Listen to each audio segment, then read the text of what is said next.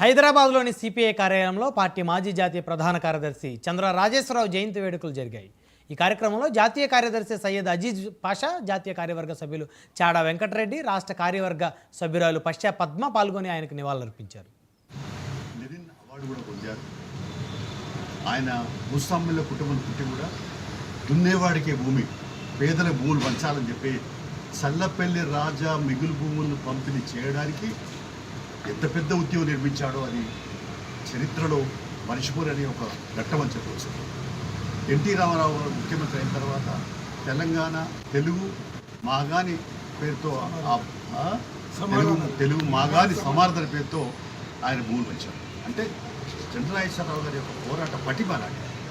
ఇవాళ ఆంధ్రప్రదేశ్లో ఈ చట్టాలు వచ్చినాయి, అసైన్మెంట్ చట్టాలు లేకుంటే భూస్వామ చట్టాలు వచ్చినాయి. ఇవన్నీ వచ్చినాయి అంటే అజీజ్ పాషా గారు చెప్పినట్టుగా వ్యవసాయ కార్మిక సంఘం స్థాపించి తద్వారా భూ అంశం పైన పెద్ద ఎత్తున పోరాట ఉద్యమం నిర్మించినటువంటి విషయం మర్చిపోతాం. సమాజ సేవ చేస్తా అని చెప్పి ముందుకొచ్చి